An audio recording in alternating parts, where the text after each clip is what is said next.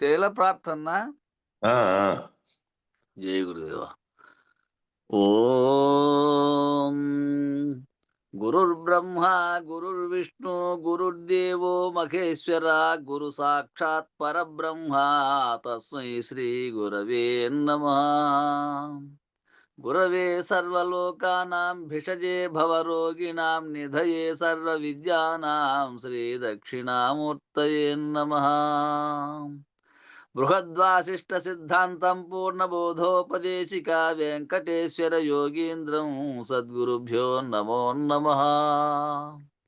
ఆత్మానాత్మాతీతమనిశం కేవలాత్మోపదేశిక వేముల రామయార్య యోగీంద్రం సద్గురుభ్యో నమో నమః. క్షరాక్షరమతీతం చాచల పూర్ణోపదేశిక పూర్ణానంద పుల్లయార్య సద్గురుభ్యో నమో నమః. అస్మద్గురు సమారంభం కృష్ణ సాందీప మధ్యమాం ఓంకార పీఠ పర్యంతం వందే గురు పరంపరం. జై గురుదేవ. పరమ గురు చూపెరుగవలెనన్నా ఎరిగిన ఎరుక గురునకిచ్చి గురుతు విడుచన్నా.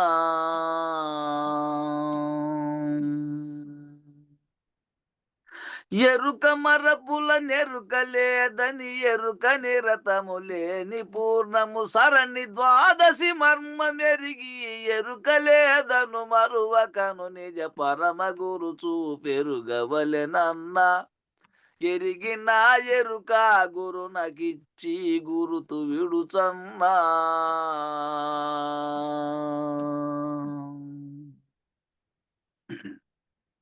వసుధ మీదను స్త్రీల మోకము వలపు వదలక వైరి వర్గము వ్యసనముల బడి నసిన రసికిని మసలకను మది వాసనత్రయ రసము విడువరు మాయ నరులన్నా. అసురత్వమిడచి అచల గురుని సేవ చేయన్న దాసోకమనుచు కపట గుణముల విడచియుండన్న. వేషంబులడచి ముసుకు దేహము మూల మెరుగన్న పసలేని తనువు పరమ గురునకు నిచ్చి పరగన్నా.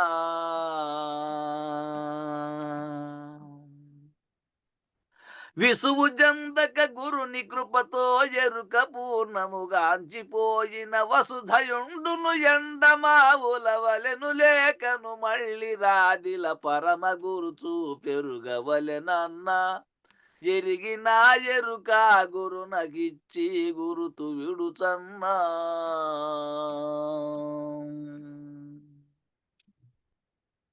పిండ బ్రహ్మాండములు నెవరికి నుండు నగములు రెండు గలసి యుండి లేకను తనువుతో నిలయండమావుల రీతి వెలిగెడు దండి భూతములారుగనుమన్నా. రెండైనదొక్కటి నుండి కుండరంద బెరుగన్నా. మూడైన గ్రంథి గండి లోపల ప్రత్యగాత్మన్న చూడంగ దర్పణముండి చూచిన పాప చూపన్న. మూడైదులిందుయుండి షోడసి లేనిదెరుగన్నా.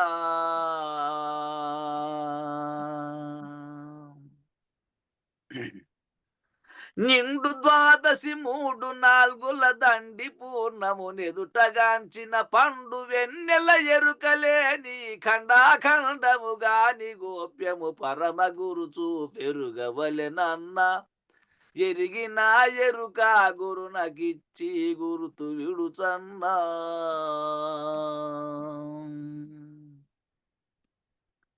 ఎక్కువైనా పూర్ణమరయక నిక్కి మాయను మునిగి ముద్దలు ముక్కు చెవులు కండ్లు మూసి నిక్కి నేత్రము దృష్టి చూచిన దృక్కు దృశ్యము ద్రష్ట నిలదన్నా.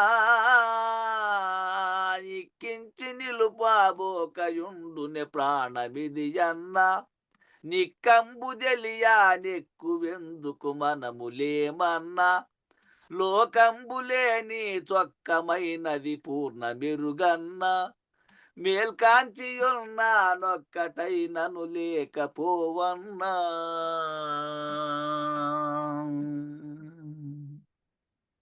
చుక్కలేనిది నేను నీవను లెక్క శూన్యము ప్రజ్ఞరహితము నిక్కమని నారాయణాఖ్యుడు నిర్వికారము నిశ్చలముగన పరమ గురు చూపెరుగవలెనన్నా. ఎరిగిన ఎరుక గురు నకిచ్చి గురుతు విడుచన్నా. జై శ్రీ సద్గురు ప్రభు మహారాజుకు జై. పూర్ణానంద పుల్లయాజులకు జై. విష్ణుఆనంద కృష్ణమూర్త్యాజులకు జై. అనంతకోటి భక్త మండలికి జై. జై గురుదేవ. జై గురుదేవ్. జై గురు. అందరికీ జై గురు. గురు పరంపరముకు జై. జై గురమ్మ. జై.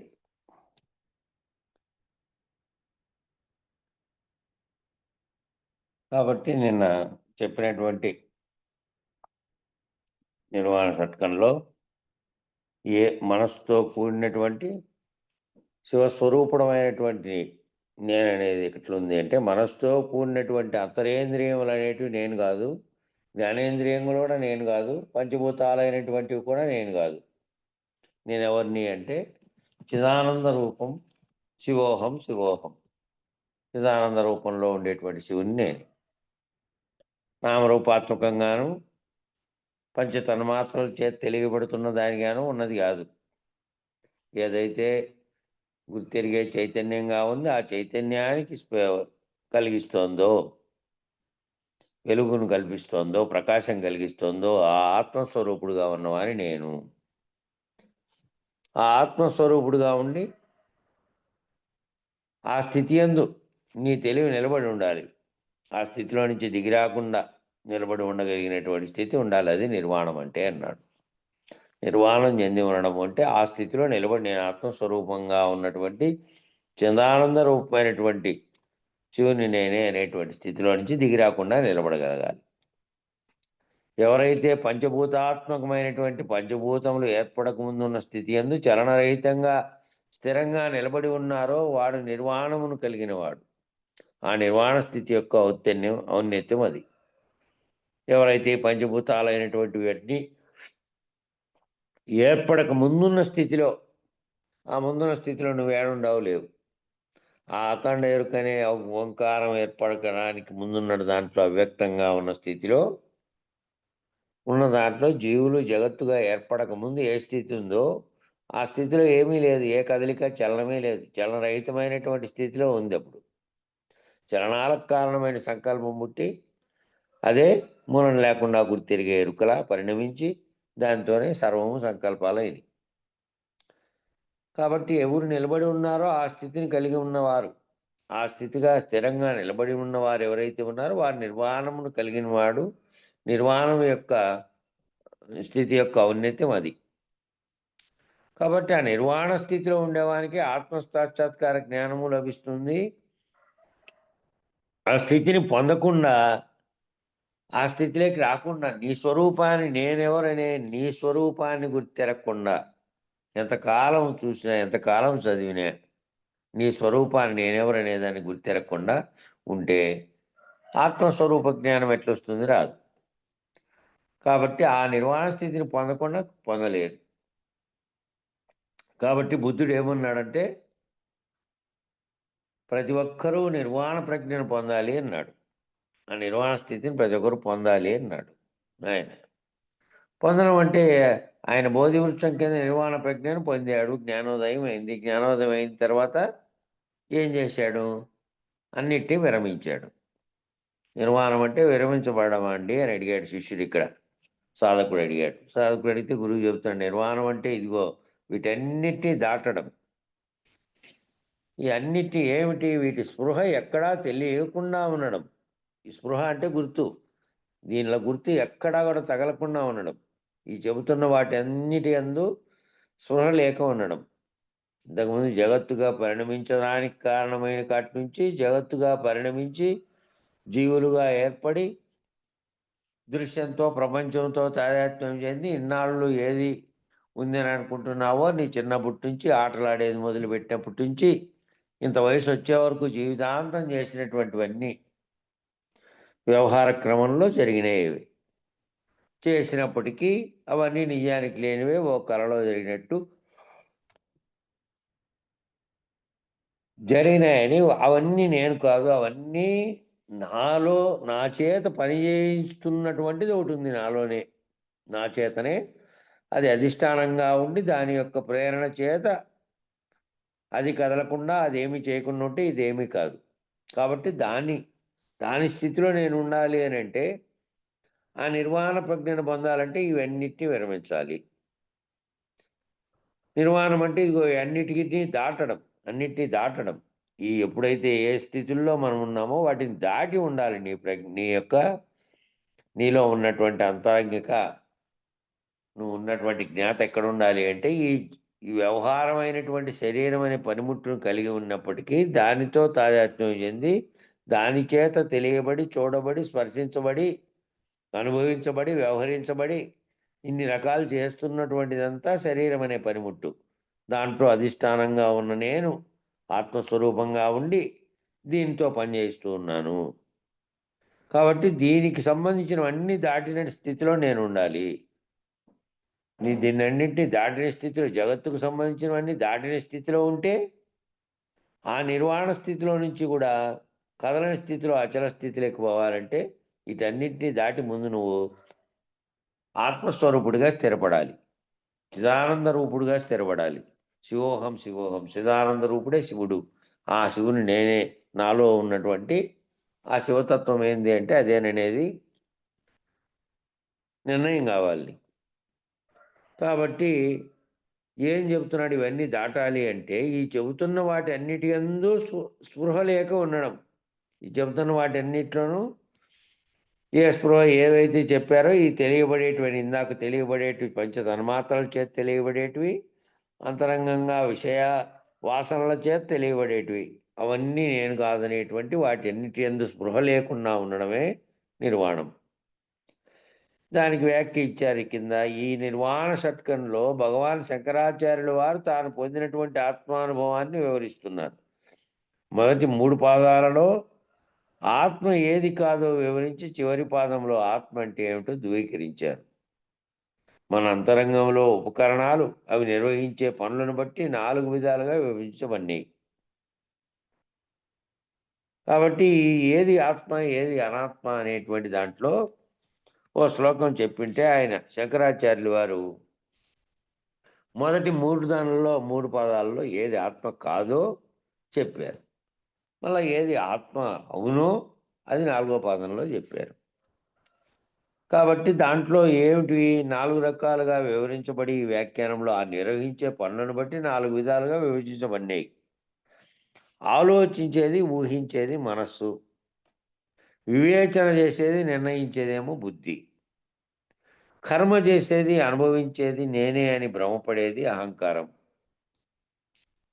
కర్మ నేను చేస్తున్న శరీరం అనే పదార్థంతో చేపిస్తున్నటువంటి దాంట్లో అధిష్టానంగా నువ్వు ఉన్నావు. కర్మ చేసేది, అనుభవించేది నేనని అహంకారం చేస్తున్నావు. గత అనుభవాలను జ్ఞాపకం చేసుకునేదేమో చిత్తం. 4 పనులు చేస్తున్నాయి ఇక్కడ. ఆలోచిస్తున్నది, ఊహించుతున్నది అంతా మనస్సే.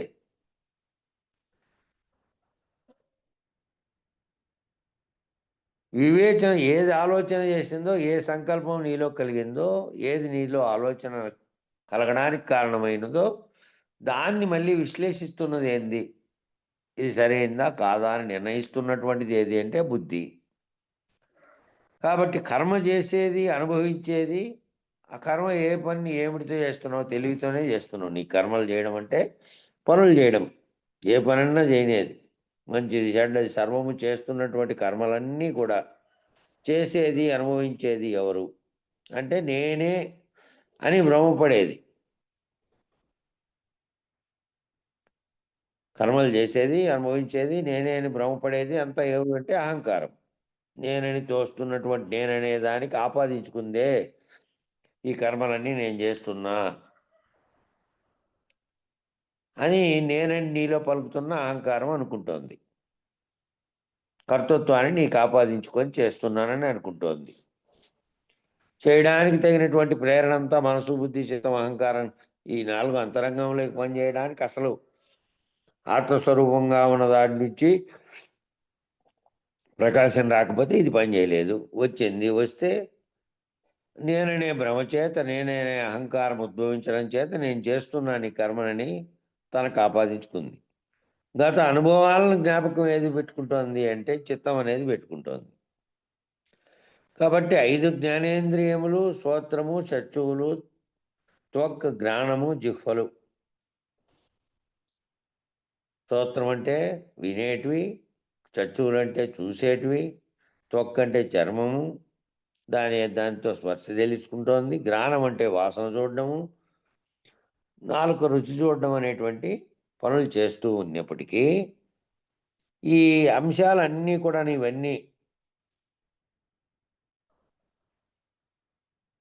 సాత్వికాంశాలైనటువంటి సూక్ష్మ పంచభూతములకు సంబంధించినటువంటి ఈ అంశాలన్నీ ఎక్కడి నుంచి వచ్చాయంటే సాత్వికాంశాలుగా అంటే సూక్ష్మ పంచభూతాలు ఉన్నాయి కదా, స్థూలంగా ఉండేటివి కాకుండా ఆ సూక్ష్మ పంచభూతాలైన తన్మాత్రలుగా ఉన్నటువంటి శబ్ద, స్పర్శ, రూప, రసగంధములు ప్లస్ మళ్ళీ దానికి అంతఃకరణ కలిస్తే ఇవన్నీ కలిపి సూక్ష్మ శరీరం.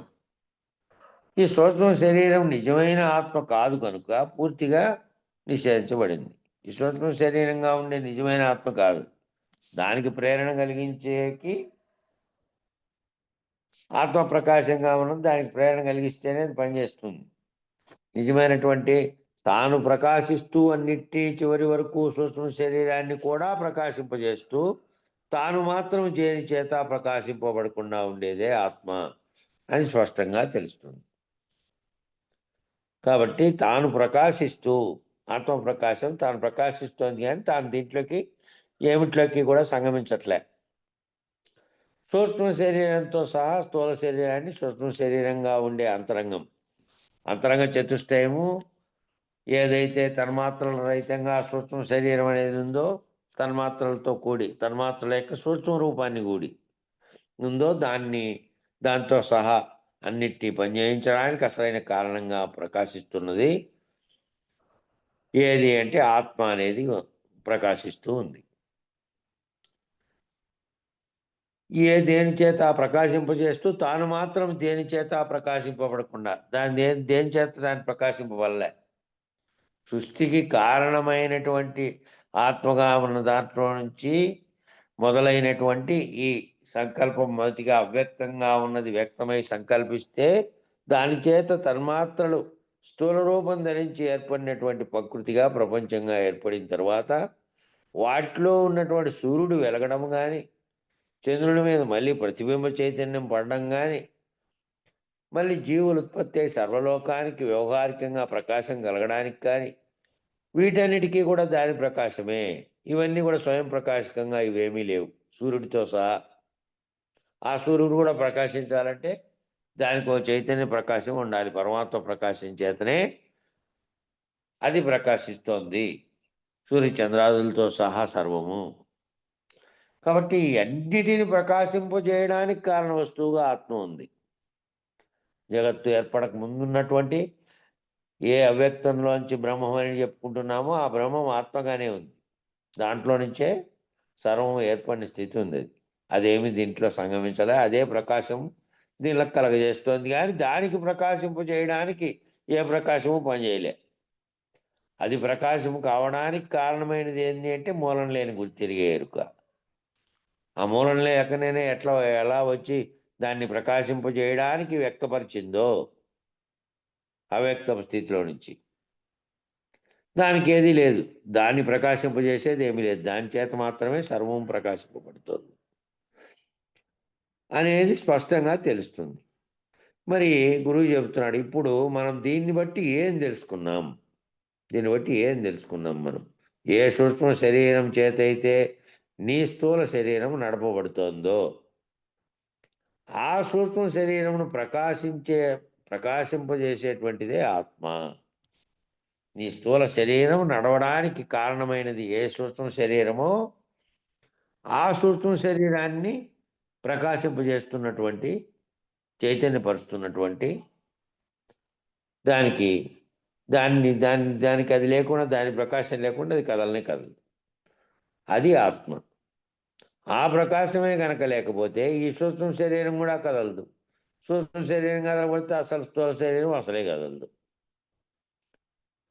కాబట్టి ఇది జడంగా ఉండేటువంటి వస్తువు. ఈ వస్తువును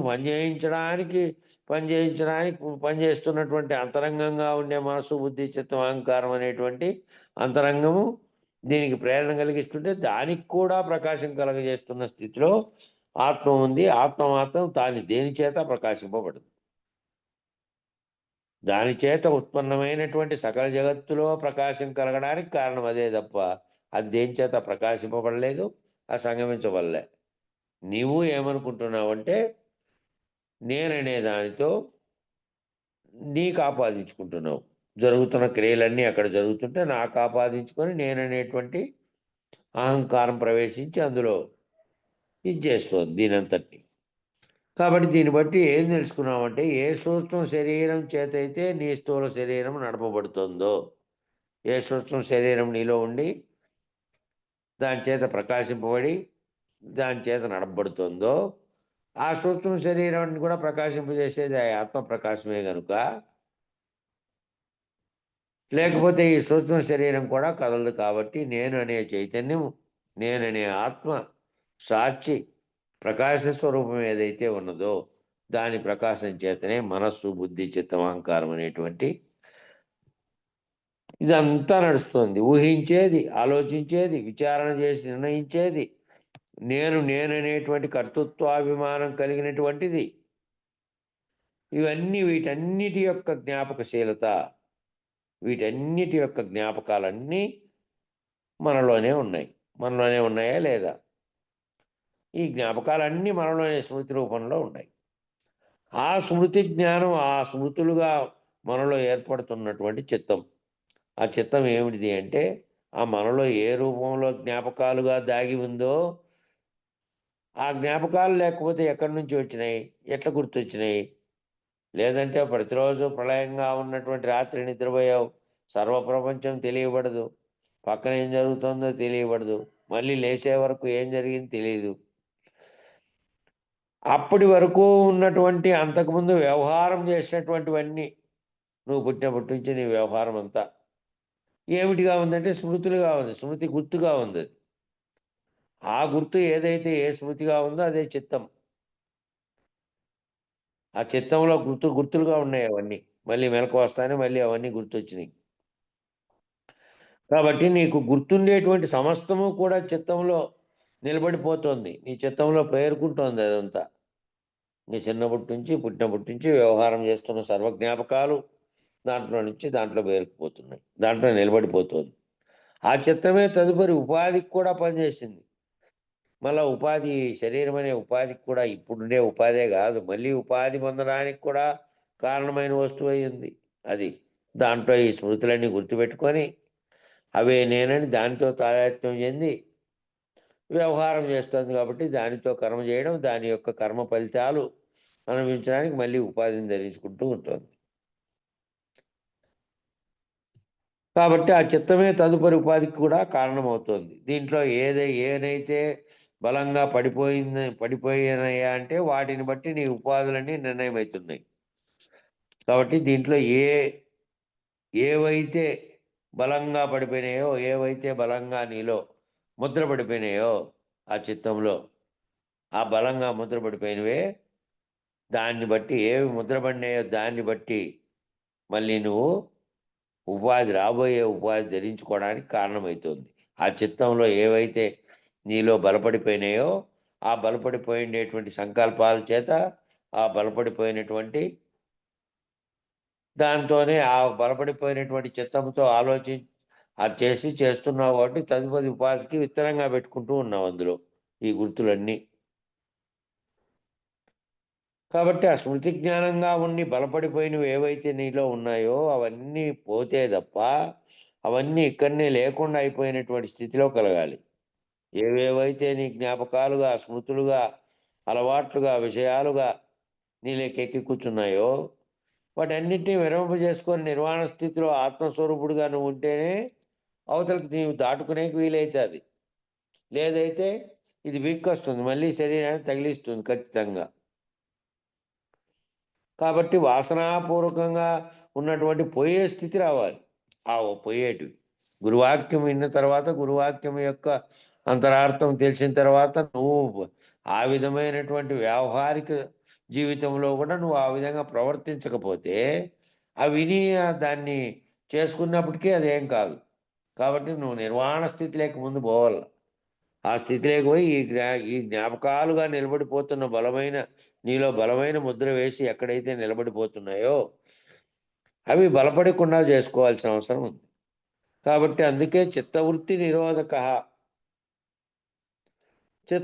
నిరోధక అంటే, కాబట్టి ఎవరైతే ఈ కర్మ యొక్క లక్షణాలన్నీ నిశ్శేషంగా చిత్తంలో ఏమాత్రం నిలబడే అవకాశం లేకుండా చిత్ స్థితిలో దీన్ని లయం చేయాలి. చిత్ అంటే చైతన్యం ఏదైతే ఉందో దాంట్లోనే ఉన్నాయి నీలో ఇవి నిలబడిపోయినటువంటివి అన్నిటినీ ఆ చిత్తవృత్తి నిరోధం చేయాలి. దాంట్లో జ్ఞాపకాలుగా ఉండి మాటికి ఏ అనుభవాలు అయితే నువ్వు పొందావో, ఏ కర్మలైతే చేశావో వాటికి సంబంధించినటువంటివన్నీ వస్తూనే ఉంటాయి. అవి దుఃఖాలు కానీ, అవి పొందినటువంటి సుఖాలు కానీ, లాభాలు కానీ, నష్టాలు కానీ ఏవి పొంది ఉన్నప్పటికీ అవన్నీ నేను కాదు. ఈ శరీరం అనే పనిముట్టు చేత అనుభవింపజేసింది, శరీరం అనే పనిముట్టు చేత పని చేయించింది, కర్మలు చేయించింది, కర్మ ఫలితాల్లో దుఃఖాలను అనుభవించింది, మళ్ళీ అన్నీ చేయించింది. అంతరంగంగా ఉండేదే ఆ అంతరంగంగా ఉండేది శరీరమే నేనని భావించడం వల్ల చేయించింది అవన్నీ.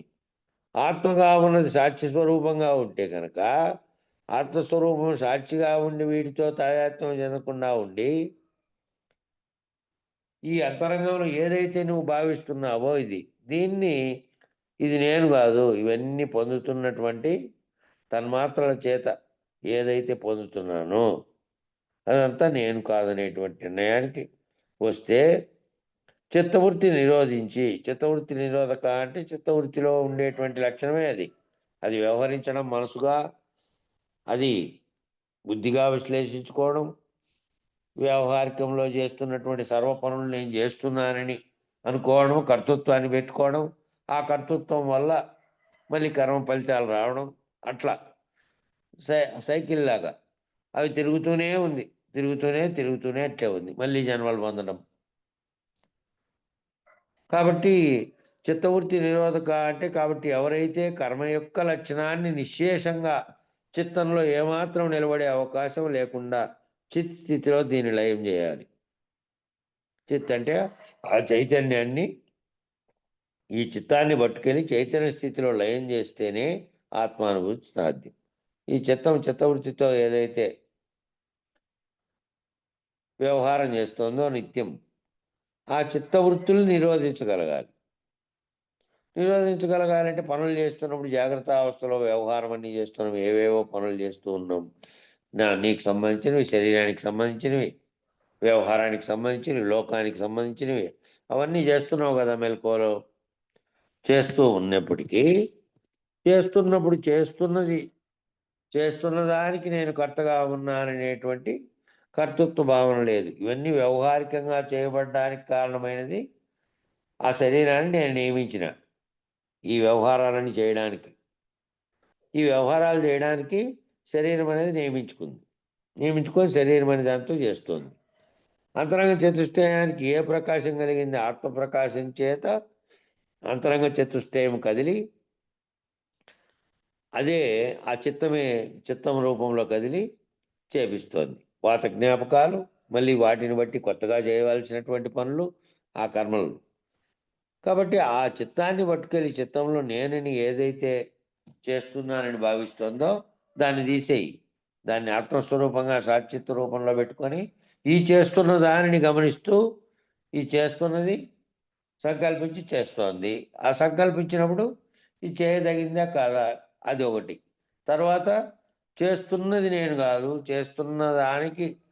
చేస్తున్న పనిముట్లను పరికరాలతో సహా సూక్ష్మ స్థితిలో ఉన్నవి మరియు స్థూల స్థితిలో ఉన్నవి, ఈ రెండింటికి ప్రకాశం కలగజేస్తున్నటువంటి ఆత్మస్థితిలో ఉన్న సాక్షిని నేను. అని అక్కడికి తీసుకుపోయి అక్కడ లయం చేయాలి. ఈ చిత్తాన్ని పట్టుకెళ్ళి చైతన్య స్థితిలో లయం చేస్తేనే ఆత్మానుభూతి సాధ్యం.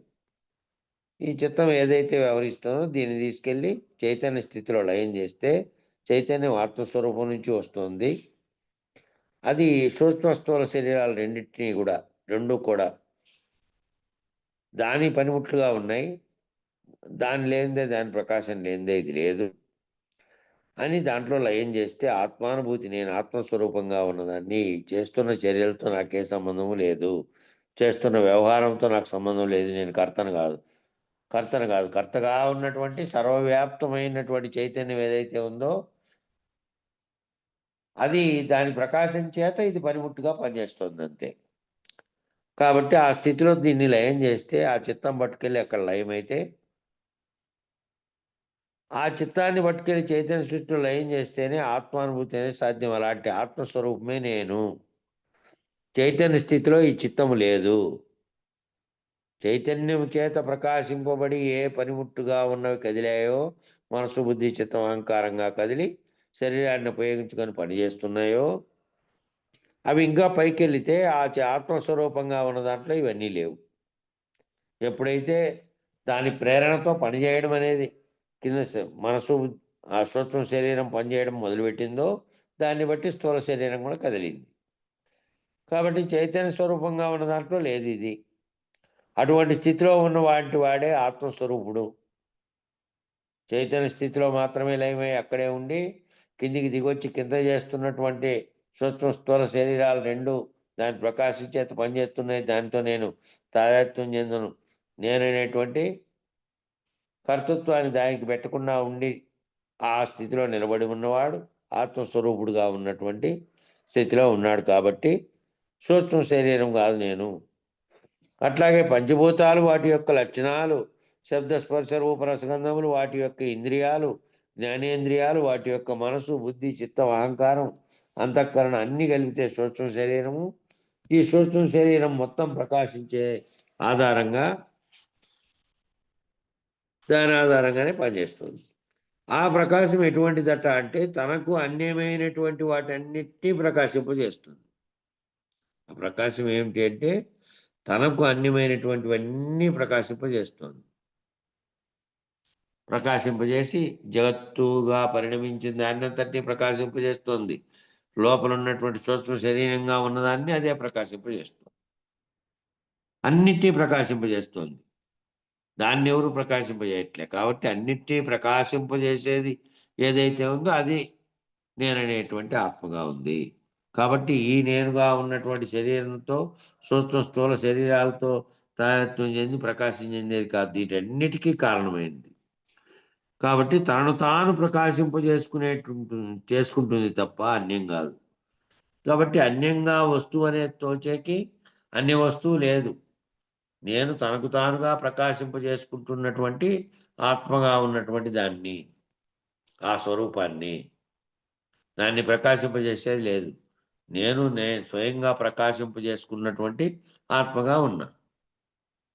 అదే ఎరుక బ్రహ్మము అఖండ ఎన్ని పేర్లుగా ఉన్నటువంటి ప్రకాశం దేనికైతే కలుగుతోందో అదే ఇంకా అదిగా ఉన్నాననే స్థితిలో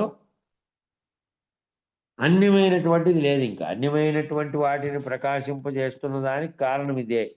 ఇది విరమింపజేస్తే అన్యమైన దాన్ని ప్రకాశింపజేసేది, అన్యం ఇంకొకటి ఉన్నది అనేది, ఆ అన్యం ఇంకొకటి ఉంది అనేది కూడా లేదు. ఇంకా ఇది లేకపోతే, ఇది లేకుండా ప్రకాశింపు లేకుండా ఈ ఎరుక లేకుండా ఉంటే అన్యంగా ఉన్నది అని తోచేదే లేదు ఇంకా. కాబట్టి స్వప్రకాశ జ్ఞానం కలిగినటువంటిది స్వప్రకాశ స్థితిలో ఉండేటటువంటిది. స్వప్రకాశ జ్ఞానం అంటే ఇప్పుడు చెప్పినటువంటి దాన్ని అంతటిని మళ్ళా అన్వయించుకోండి. ఏది స్వయంగా ప్రకాశించట్లేదంటే సూక్ష్మ శరీరంగా ఉన్నది, స్థూల శరీరంగా ఉన్నది రెండూ ప్రకాశింపట్లేదు.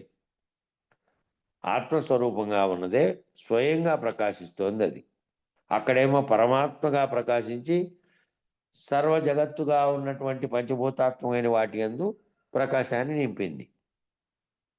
ఇక్కడేమో నీ శరీరంలో అంతరంగంగా ఉన్నదాన్ని ప్రకాశింపజేసి ఆత్మగా ఉన్నది అవన్నీ కదలికలకు వాటన్నిటికీ కారణమై ఉన్నది.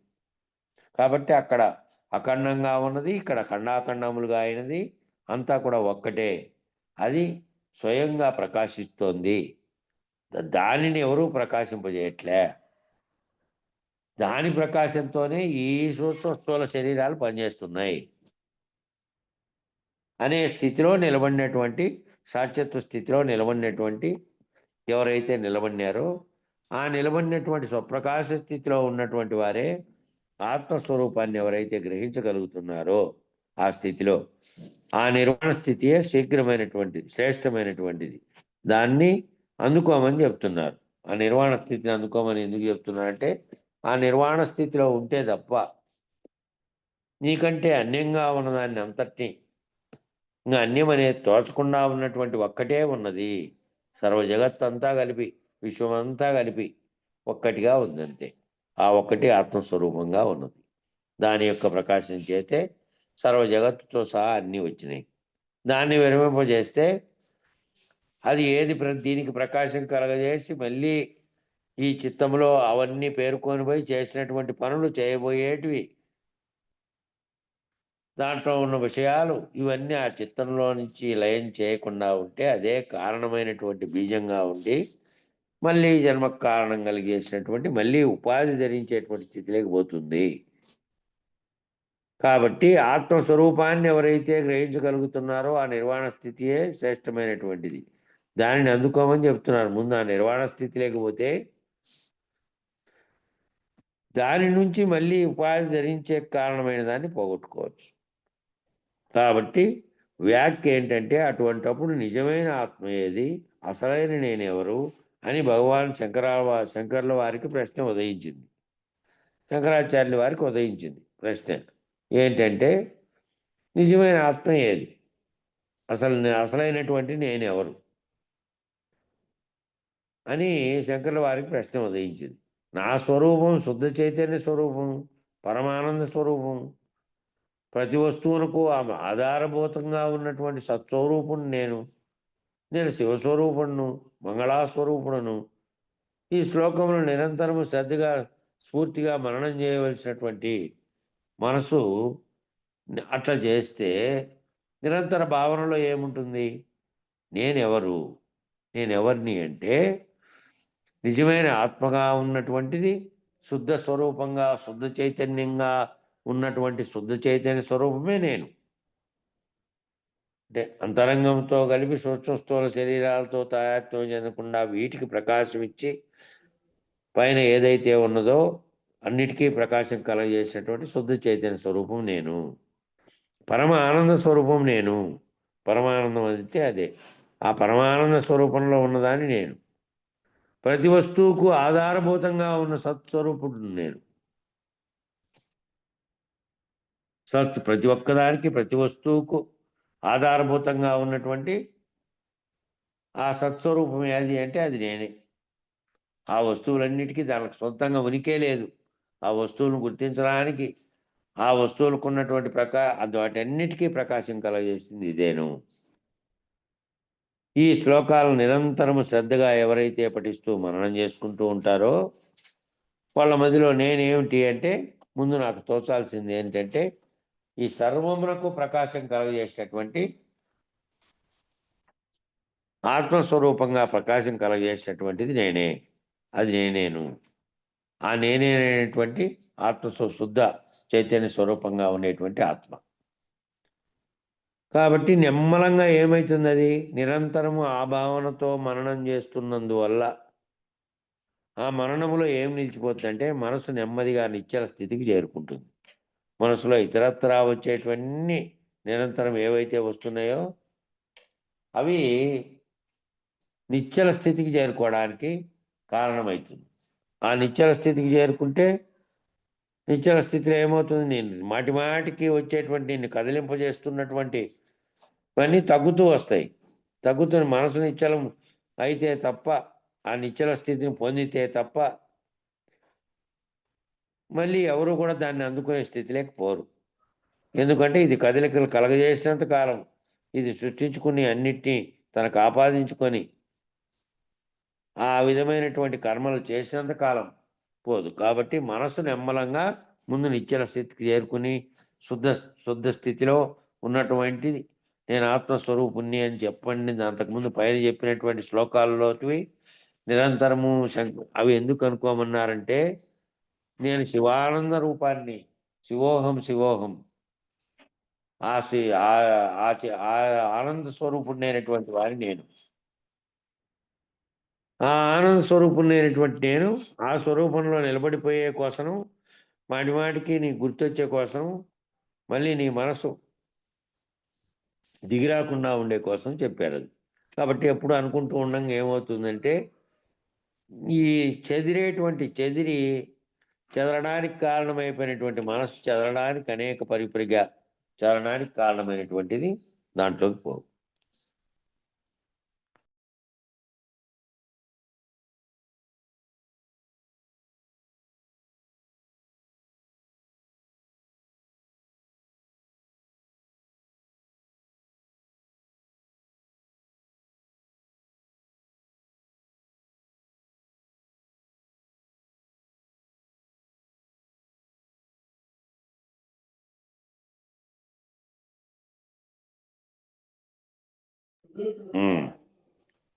ఓకే. కాబట్టి ఏమిటి చెప్పిందంటే ఎవరైతే ఆ స్థితిలో స్వప్రకాశ జ్ఞాన స్థితిలో ఎవరైతే నిశ్చల స్థితికి చేరుకొని ఉంటారో ఆ నిశ్చల స్థితిలో చేరుకున్నటువంటి వాళ్ళకి ఇంకా మాటి మాటికి మనసు అనేది ఈ విధమైనటువంటి స్థితిలోకి రాకుండా ఉండాలి అంటే ఏం చేయమంటున్నాడు అంటే శివస్వరూపుడుగా మంగళాస్వరూపుడుగా ఉన్నటువంటి సత్స్వరూపుడుగా నేను ఉన్నటువంటి వీటన్నిటికీ ఆధారభూతమైనటువంటి దాని యొక్క ఆధారం చేత ఈ సర్వమును చేస్తున్నాయో ఆ విధంగా ఉన్నటువంటి ఆత్మస్వరూపుణ్ణి అనేటువంటిది ఆ శ్లోకాలను నిరంతరం మననం చేస్తూ ఉంటే మనసు నిమ్మలంగా నిశ్చల స్థితికి చేరుకుంటుంది రాను రాను. శుద్ధతను స్పష్టతను పొందుతుంది. శుద్ధతను స్పష్టతను పొంది సూక్ష్మమైనటువంటి విషయాలను గ్రహించడానికి తగినదిగా ఉంటుంది. సూక్ష్మమైన విషయాలు గ్రహించడానికి తగినదిగా ఉంటుంది. కాబట్టి మానవుడు ఏం సాధించాలి అంటే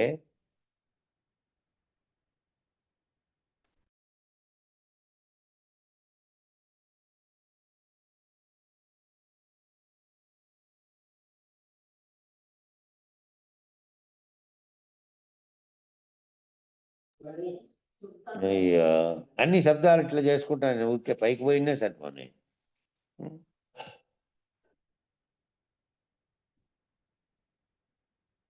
కాబట్టి ఇవన్నీను ఈ నిశ్చల స్థితికి చేరుకొని శుద్ధతను స్పష్టతను పొంది సూక్ష్మమైన నిష్క్రియాలను గ్రహించడానికి తగినదిగా మారుతుంది మనస్సప్పుడు. కాబట్టి మానవుడు ఏం సాధించాలి అంటే బుద్ధికి సూక్ష్మత, సునిశ్చితత్వము, తీక్షణత్వం ఈ 3 లక్షణాలు రావాలి బుద్ధికి. సూక్ష్మతరంగా మారిపోవాలి. సూక్ష్మ స్థితిలో అది సునిశ్చితత్వంగా, తీక్షణత్వంగా గ్రహించగలిగేటువంటి లక్షణాలు రావాలి దానికి. ఈ 3 లక్షణాలు ఉండాలి. బుద్ధికి సూక్ష్మంగా, సునిశ్చితంగా, తీక్షణంగా పనిచేయాలంటే ఆ లక్షణాలను సాధించాలంటే దానికి స్పష్టత ఉండాలి, శ్రద్ధ ఉండాలి. వీటన్నిటికీ సాధించడానికి ఈ నిర్వాణ షట్కం ఎంతో ఉపయోగపడుతుంది. కాబట్టి ప్రతినిత్యము అనుసంధానం చేయాలి. ప్రతినిత్యము దాన్ని అనుసంధానం చేసి రాత్రి పగలు, నిద్ర మెలకువ, కళ నిద్ర అనేటువంటి భేదం లేకుండా ఎప్పుడైతే నీకు వీటి స్పృహ కలుగుతుందో ఆ స్పృహ కలిగినప్పుడల్లా ఏం చెప్పాలటయ్యా అంటే నేను చిదానంద రూపం శివోహం శివోహం, చిదానంద రూపుడైనటువంటి శివం నేను, శివస్వరూపంలో ఉన్నటువంటి ఆత్మస్వరూపంగా ఉన్నటువంటి ఆ అఖండ ఎరుకను నేనే. దాన్ని ఎవరు ప్రకాశింపజేయట్లే. దాన్ని ప్రకాశించేతనే సర్వలోకం జగం అంతా ఉంది. నేను భావన చేస్తే, నేను సంకల్పన చేస్తే, నేను వ్యవహరిస్తే ఈ అన్ని సృష్టికి కారణమైనదంతా తయారైంది. ఆ నేననేది ఏది? ఈ పలుకుతున్న మనసు, బుద్ధి, చిత్తమైన సూక్ష్మ శరీరము కాదు, స్థూల శరీరము కాదు. నా అసలైనటువంటి స్వరూపంగా ఉన్నది ఏదిగా ఉందంటే మొదటి జగత్తును సంకల్పించినటువంటి ఆత్మస్వరూపంగా ఉన్నటువంటి దానిగా ఉంది. అది శుద్ధ చైతన్యంగా ఉంది. అక్కడ ఏ రకమైనటువంటివి ఏర్పడిన తర్వాత మల్యాలన్నీ కలిసి జగత్తుగా, ప్రకృతిగా, దృశ్యంగా అన్నిటిగా పరిణమించినది అదే. ఆ పరిణమించడానికి కారణమైన ప్రకాశాన్ని కలగజేసినటువంటి ఆత్మ ఏదైతే ఉందో అదిగా ఉంది నాది, అదిగా ఉన్నా నేను అనేటువంటి స్థితిలో నువ్వు మనసు కదిలినప్పుడల్లా ఆ ఆ స్పృహ కలగాలి నీకు. నీ మనసుకి ఆలోచన వచ్చింది, చిదానంద రూపం శివోహం శివోహం, జ్ఞానేంద్రియాలు వాటి యొక్క విషయాలు వచ్చినాయి. మనసుకు ఆలోచన వస్తే జ్ఞానేంద్రియాలు వచ్చాయి, వాటి యొక్క విషయాలు వచ్చినాయి. ఆ జ్ఞానేంద్రియాలలో శబ్ద స్పర్శ రూప రసగంధాలతో నువ్వు ఏవైతే అనుభవాలు పొందినావో ఆ అనుభవాలు నీలో పెట్టుకున్నావో అవి వచ్చినాయి. చిదానంద రూప శివోహం శివోహం అని శమింపు చేయాలి, అవి గుర్తు రాకుండా. శరీరానికి సంబంధించినవి ఏవైతే నువ్వు దిగొచ్చిన తర్వాత తన్మాత్రల చేత నీవు ఈ తెలుసుకున్నటువంటి విషయాలు ఏవైతే ఉన్నాయో వాటి నుంచి విరమింపు చేయాలి. లేదంటే మళ్ళీ వాటి వైపు పోతూ ఉంటుంది. కాబట్టి ఈ ఏకత్వ స్థితిలోకి వచ్చి ఇది నిలబడిపోవాలి అంటే ప్రపంచము దానికి సంబంధించిన శరీరము దానికి సంబంధించినటువంటి విషయాలు నీకు తోచినప్పుడల్లా నువ్వు నేను చిదానంద స్వరూపంగా ఉండేటువంటి శివోహం శివోహం, చిదానంద రూపం శివోహం అనేటువంటి దానిలో జ్ఞానేంద్రియాలు వాటి యొక్క విషయాలన్నీ వచ్చినాయి. నీ మనసుకు ఆలోచన వచ్చింటేనే ఆ మనసులో వచ్చినాయి జ్ఞానేంద్రియాలు, వాటితో నువ్వు పొందినటువంటి విషయాలు. ఆ విషయాలు అనేటివి రావు కదా. కాబట్టి అని శమింపజేయాలి. ఏవైతే ఈ ఆలోచనలు వచ్చినప్పుడు నేను శివానంద స్వరూపమైనటువంటి అన్నిటినీ ప్రకాశింపజేసినటువంటి ఆత్మ నేనే, నేను ఆత్మస్వరూపంగా ఉండే శుద్ధ చైతన్యాన్ని. కాబట్టి ఈ అంతరంగంగాని ఈ సూక్ష్మ శరీరంగా ఉన్నది, ఈ శరీరానికి పనిముట్టుగా పనిచేస్తున్నటువంటి బాహ్యంగా అవయవాలు కలిగినటువంటి పంచభూతాత్మకమైన శరీరం కానీ దాని ప్రకాశ చేత పనిచేస్తుంది. కాబట్టి నేను దాన్ని అనేటువంటి భావనలో ఉండాలి. ఆ ఉపశమింపజేస్తే ఏం చేయాలంటే శమింపజేస్తే ఈ సూక్ష్మ శరీరాన్ని శమింపజేస్తే శమము అనేది దీనికి వర్తిస్తుంది. శమము దమము అనేది దాంట్లో వచ్చినాయి. ఏమిట్లో సాధకుడుగా నువ్వు పొందేటువంటి సాధన సంపత్తి చతుష్టయంలో శమం అంటే అంతరంగిక చైతన్య అంతరంగ దాన్ని కట్టడి చేయడం, ఏంటి నిగ్రహం. అంతరంగ నిగ్రహము, బాహ్య శరీరం యొక్క అవయవ నిగ్రహం అనేది ఏమో దమం. కాబట్టి శమమేమో లోపల నీలో ఏవైతే కలుగుతున్నాయో సూక్ష్మ శరీరానికి దానిని గ్రహింపజేయడం, మళ్ళీ బాహ్యంగా ఉన్న శరీరాన్ని కూడా అది ఇష్టం వచ్చినట్టు ప్రవర్తించకుండా దానిని నిగ్రహించడం అనేది దీని చేతిలోనే ఉంది. కాబట్టి ఆ రెండు శమము దమము అనేది చెప్పారు. శరీరానికి ఉండాల్సిన ఓర్పు, దాంట్లో మనసుగా అంతరంగంగా ఉండేదానికి ఉండాల్సినటువంటి ఓర్పు నేర్పు అన్నిటి గురించి. కాబట్టి శమం అనేది దీనికి శమింపజేయాలి అంటే ఏం శమింపజేయాలి? మనసుకు వచ్చే ఆలోచనలు, ఆ ఆలోచనలు లేకు జ్ఞానేంద్రియాలు కదిలి వాటి ద్వారా ఏ విషయాలైతే నీలోకి వస్తున్నాయో వాటిని శమింపజేయాలి. ఆ శమింపజేస్తే శమం అనేది దీనికి వర్తిస్తుంది. సమాధి షట్క సంపత్తిలో శమం అంటే ఇదే. సమాధి షట్క సంపత్తి అనేది సాధకుడుగా వచ్చినటువంటి దాంట్లో వస్తుంది. కాబట్టి ముందు ఇవన్నీ అందుకే చెప్పారు. ఈ సూక్ష్మ శరీరాన్ని శమింపజేయాలి. అలా చేయడానికి నిర్వాణ షట్కాన్ని వాడాలి.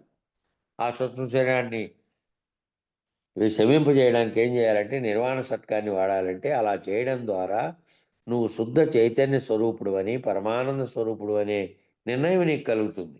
అట్లా చేసినందు వల్ల ఏమవుతుందంటే నీ మనసులో కలిగేటువంటి జ్ఞానేంద్రియాల వల్ల నీకు తెలియబడుతున్నటువంటి జ్ఞానేంద్రియాల వల్ల నువ్వు అనుభవించి పొందినటువంటివన్నీ నేను కాదు, దానివల్ల తెలియబడుతున్నటువంటి లోకం, తెలియబడుతున్నటువంటి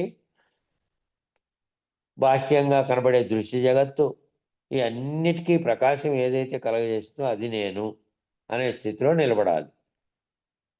ఆ నిలబడినప్పుడు ఏదైతే శుద్ధ చైతన్య స్వరూపుడివి, పరమానంద స్వరూపుడు నీవేననే నిర్ణయం నీకు కలుగుతుంది. నువ్వు అట్లా చేయగలిగినప్పుడు ఆ శుద్ధ చైతన్య స్వరూపుడు ఎవరు? నేనే. పరమానంద స్వరూపుడైనటువంటి శివుణ్ణి నేనే. అఖండంగా ఉన్నప్పుడు, అఖండంగా అంటే మళ్ళీ నీకు అన్యం తోచరాదు. అన్యంగా ఉన్న పక్క వస్తువు అన్యమైనది, పక్క ఉండే మనిషి అన్యమైన వాడు, వాడు వీడు లోకం దృశ్యం ఇవన్నీ చేత శరీరం చేత సూక్ష్మ శరీరం చేత గుర్తెరగబడుతున్నవి స్థూల శరీరం చేత ఆ సూక్ష్మ శరీరం కర్మలు చేపిస్తుంటే తెలియబడుతున్నవి. ఇవన్నీ ఎరగనటువంటి, ఇవన్నీ తెలియనట్టి, ఇవన్నీ లయమైపోగా ఏది నేనంటే శుద్ధ చైతన్య స్వరూపుణ్ణి, పరమానంద స్వరూపుణ్ణి నేను అనే నిర్ణయం నీకు కలిగితే అది అప్పుడు నువ్వు నేనే శివోహం అనేటువంటి పదానికి పరమానంద స్వరూపుణ్ణి నేను అనే నిర్ణయం నీకు కలుగుతుంది. ఈ సూక్ష్మ శరీర ప్రభావం చేతనే 84 లక్షల జీవరాశులు కూడా వాటి వాటి స్వభావంతో అవి ప్రవర్తిస్తూ ఉన్నాయి. మరి ఈ సూక్ష్మ శరీరం అనేది ప్రవర్తించినందువల్లే 84 లక్షల జీవరాశులు కూడా వాటన్నిటికీ కళ్ళు లేని శరీరం ఉన్న, కళ్ళు లేకుండా శరీరం ఉండేటివి ఉన్నాయి.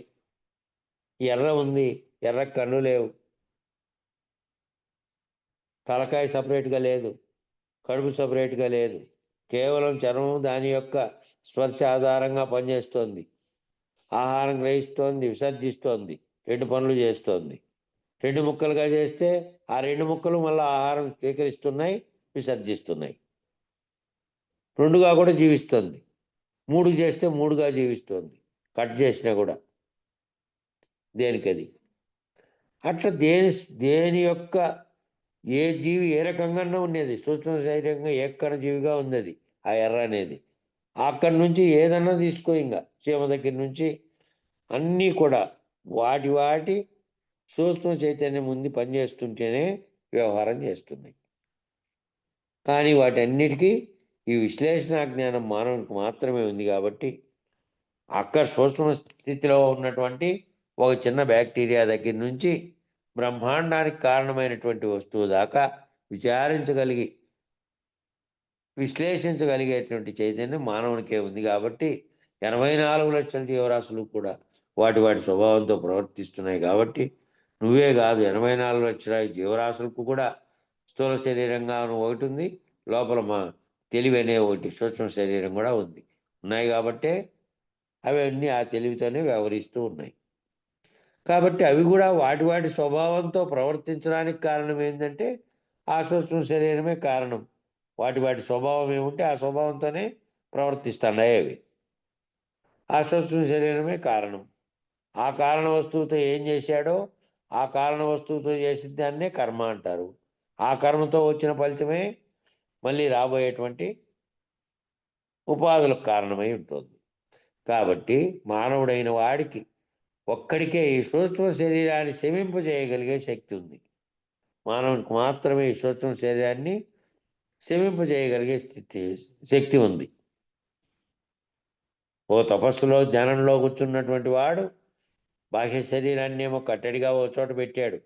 సూక్ష్మ శరీరంగా ఉన్న మనసేమో లోపల పరిపరి విధాలుగా ఎక్కడైతే పోతుందో, ఎక్కడ వ్యవహారం చేసిందో, అది దానికి ఎక్కడ వ్యవహార జ్ఞానం అంటుకుందో ఆ లోపలుండే సూక్ష్మ శరీరానికి నిన్న చేసినవి, మొన్న చేసినవి, ఇంతకుముందు చేసినవి, శారీరకంగా అనుభవించినవి, లేదంటే మనసులో కలిగినటువంటి ప్రేరణల వల్ల ఏమేం కలిగాయో వాటిని ఆనందించిందో అవన్నీ కూడా లోపల కలుగుతూ ఉంటాయి మానవునికి.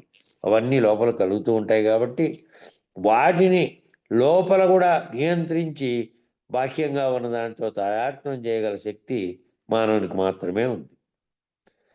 కాబట్టి మానవునికి 24 లక్షల జీవరాశులలాగే సూక్ష్మ శరీరం ఉంది. కానీ అవన్నీ ఆ సూక్ష్మ శరీరం యొక్క ప్రభావంతో అవి ఎట్లా చెబితే అట్లా ప్రవర్తిస్తూ ఉన్నాయి. కాబట్టి మానవునికి ఒక్కనికి మాత్రమే సూక్ష్మ శరీరాన్ని కూడా విచారణ చేసే సూక్ష్మ శరీరాన్ని కూడా విరమింపు చేయగల శక్తి ఉంది మానవునికి.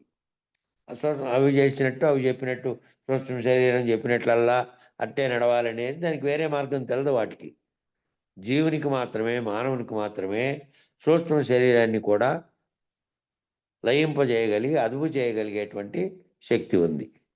స్థూల శరీరాన్ని, సూక్ష్మ శరీరాన్ని రెండింటినీ కూడా శమింపు చేయగల శక్తి మానవునికి ఉంది.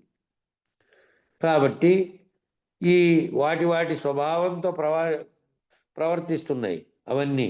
మానవుడు ఆ స్వభావాన్ని ఆపు చేయడానికి ఈ విచారణ అంతా ఎందుకు చెప్తున్నా అంటే, నీ నీ యొక్క సూక్ష్మ శరీరం ఏ ఏ అనుభవాల వైపు, ఏ ఏ విషయాల వైపు, ఏ ఏ వాటి వైపు పరిగెడుతుందో దాన్ని కేవలం బాహ్యంగా ఉన్నటువంటి బాహ్య స్థూల శరీరాన్నే కాదు, వాటితో ప్రవర్తింపజేయడానికి కారణమైనటువంటి సూక్ష్మ శరీరాన్ని నియంత్రించగలగడం అనేది నీకు మాత్రమే సాధ్యం కాబట్టి ఆ నియంత్రించగలిగే దాని కోసమే ఈ ఆత్మజ్ఞానం అంటే ఏమిటి, ఆత్మ అంటే ఏమిటి, ఏది కదిలితే సర్వ జగత్తు కదులుతోంది అక్కడ, అట్లాగే నాలో ఏది కదిలితే సర్వము కదులుతోంది, దానికి కారణమైనటువంటి వస్తువుగా ఉన్నది. కాబట్టి అది ఆయా కర్మలు నిర్వర్తిస్తూ ఉన్నప్పటికీ దాంట్లోకి కర్తను ప్రవేశింపనీయకుండా అడ్డుకొని ఆ పని అది యథాలాపంగా చేస్తూ పోని అలవాటు దావులో ఏ విధంగా అదంతకదే పోతుందో ఆ పోతున్న దానితో తాయాత్వం చెందకుండా ఉండంటే పోతున్న దారిలోనే పోతున్నావు, పోయి తెలుస్తున్న తెలివితోనే పోతున్నావు. పోవడం కానీ రావడం కానీ గమనం కానీ పని చేయడం కానీ ఇదంతా తెలివికి ఏదైతే ఊహ లేక అందుతుందో దాని తెలివితోనే చేస్తున్నావు, తెలివి లేకుండా చేయడానికి వీల్లేదు. అయితే అది ఏమిటి, ఏ సూక్ష్మ శరీరం అయితే అనుభవాలను విషయాలను పొందిందో ఆ సూక్ష్మ శరీరం దాని ప్రేరణ చేత స్థూల శరీరం, ఈ రెండు చేస్తున్నటువంటి వాటిని అవి చేస్తున్నప్పటికీ దానిలోకి తాదాత్మ్యం చెందకుండా నువ్వు పైన ఉండేటువంటి ఆత్మస్వరూపంగా ఉండేటువంటి వాటిన్నింటినీ ప్రకాశింపజేసే స్వరూపాన్ని నేను ఆ స్వరూపంలో ఉన్నటువంటి వాడిని నేను అని ఈ చేసేటువంటి దానితో తాదాత్మ్యం చెంది దీంట్లోకి మళ్ళీ కర్త ప్రవేశించాడంటే నేననే అహంకారం ప్రవేశించి నేను చేస్తున్నాననే భావనలోకి దిగి రావడమే. ఆ దిగొచ్చేటువంటి స్థితి లేకుండా ఉండాలి అనేటువంటివి. కాబట్టి మానవుడు ఏం చేస్తున్నాడు అంటే ఆ సూక్ష్మ శరీరం నీ స్వభావం ఎలా చెబితే అలాగే జీవితాన్ని నడుపుతున్నాడు. కాబట్టి మానవునికి ఎందుకు, మిగతా మానవులందరికీ ఎందుకు ఈ విచారణ రావట్లేదు అంటే వాళ్ళంతా ఏం చేస్తున్నారు, మామూలు మానవులంతా అంటే సూక్ష్మ శరీరం ఏం చెబుతోందో వానికి దాన్ని ఆచరిస్తున్నారు.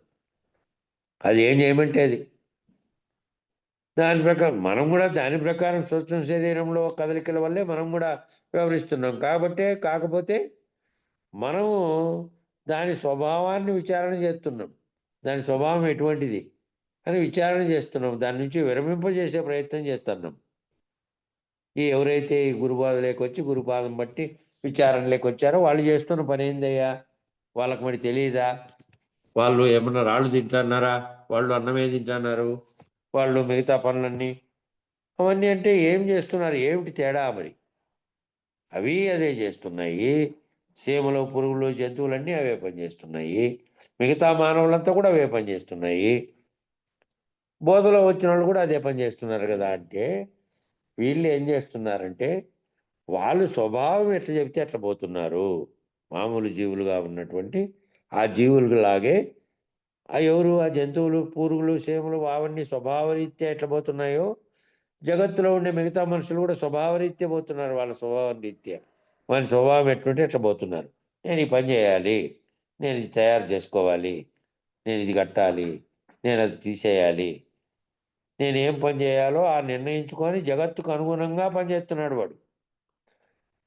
ఆ మానవుడుగా ప్రవర్తిస్తున్నటువంటి వాడు ఆ స్వభావం ఏ విధంగా చేస్తే ఆ జీవులన్నింటిలోనూ ఆ సూక్ష్మ శరీరం అనే స్వభావం చెప్పినట్టుగా అవన్నీ ఎట్లింటాడాయో జంతువులన్నీ అదే ప్రభావం వీడు చేస్తున్నాడు. అదే ప్రకారం జీవితాన్ని నడుపుతున్నాడు. ఆ జీవితంలో ఆనందం వచ్చినప్పుడు ఆనందిస్తున్నాడు, దాంట్లో కష్టాలు ఎదురైనప్పుడు దుఃఖిస్తున్నాడు. వీటన్నిటికీ కారణంగా వచ్చేటువంటివన్నీ